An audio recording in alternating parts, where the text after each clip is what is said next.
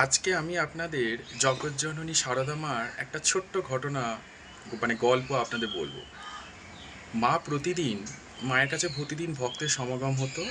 বিভিন্ন ধরনের ভক্তরা আসতেন, সে জাতি ধর্ম নির্বিশেষে মায়ের কাছে আসতেন। সে দুস্থ হতে পারে, নিম্নবিত্ত হতে পারে, কাঙাল হতে পারে। মা তাদের বসে তাদের সাথে গল্প করতেন এবং তাদের খাওয়াতেন। মানে দিনের একটা সময় উনি পাত পেরে ওনাদের খাওয়াতেন এবং ভক্তরা যতক্ষণ খেত ততক্ষণ উনি তাদের পাশে বসে থাকতেন এবং গল্প করতেন। এবং খাওয়া হয়ে গেলে মা তাদের উচ্ছিষ্ট অংশগুলো মা নিজের হাতে সেগুলো পরিষ্কার করতেন। শিষ্যরা বলতেন, মাকে বারণ করতেন যে মা আপনাকে করতে হবে না, আমরা তো আছি। তখন মা বলতো, সংসারে থাকতে গেলে সন্তানের উচ্ছিষ্ট অংশ মাই তো পরিষ্কার করবে, এটাই তো মায়ের ধর্ম। সে যাই হোক, এইরকমভাবে দিন কদিন চলছে, বেশ কিছুদিন। হঠাৎ করে একদিন মা নিজের ঘরে বসে জপ করছেন, নিজে ঠাকুরের ধ্যান করছেন। এমন সময় শিষ্যরা এসে মায়ের কাছে এসে বলছে, মা মা বিপদ হয়ে গেছে। তখন মা বলছে, কি হয়েছে? তখন বলছে, মা ভাঁড়ারে আজকে কোনো চাল ডাল কিছু নেই, সমস্ত কিছু বাড়ন্ত, মানে শেষ হয়ে গেছে। তো আজকে কিছুই না থাকা ধরুন কোনো ভক্তদের বসে খাওয়ানোর তো কিছুই করা যাবে না মা, মানে কি রান্না করবো, কিছুই তো নেই।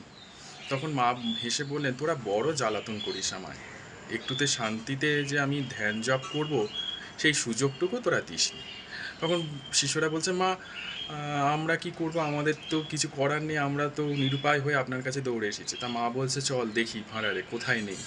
তো মা এসে ভাঁড়ারে দেখছেন যথারীতি বস্তাগুলো ফাঁকা, মানে চালের বস্তা, ডালের বস্তা, এরকম সব মোটামুটি ফাঁকা হয়ে আছে, পড়ে আছে। তো মা কি করলেন, মা বলছেন, কোথায় ফাঁকা? তখন শিষ্যরা মুখ চাচাই করছে। তখন মা বস্তার মধ্যে হাত দিয়ে চাল ডাল যাই বলি না কেন সব বার করছেন, তো করতেই থাকছেন, মানে শেষ আর হচ্ছেন না।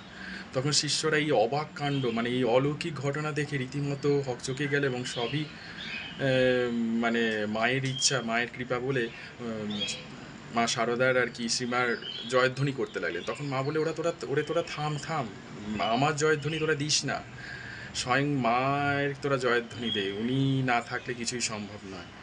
মা শুধু একটা কথাই বলেছিলেন যে, ডুব দিয়েছি কালীপদে, ভাবনা কি আর মনোমধ্যে। কি ছোট্ট কথা, কিন্তু কি গূঢ় অর্থ বহনকারী, ভেবে দেখুন। ডুব দিয়েছি কালীপদে, ভাবনা কি আর মনোমধ্যে। আজ মানে ঈশ্বরের প্রতি যদি আপনার অগাধ বিশ্বাস ভরসা না থাকে, টলমল করে, তাহলে দেখবেন নানা ধরনের সময় আপনার নিজের প্রতি নিজের আস্থাটুকু থাকবে না, মনোবল ভেঙে পড়বে। তাই জীবনে যতই কঠিন পরিস্থিতি আসুক না কেন, যতই বিপদ আসুক না কেন, নিজের প্রতি আস্থা আমাদের রাখতে হবে এবং ভগবানের প্রতি বিশ্বাস ভরসা ভালোবাসা ভক্তি সমস্ত কিছু যেন দৃঢ় থাকে, মজবুত থাকে, যত কঠিন পরিস্থিতি আসুক না কেন। ভগবান আমাদের পরীক্ষা নেন। তাই মায়ের তুলনা মা স্বয়ং নিজেই। মা শারদা স্বয়ং জগদ্ধাত্রী, অন্নপূর্ণার সাক্ষাৎ রূপ। ওনার তুলনা করার সাধ্য কারণ নেই। জয় মা। ভালো থাকুন।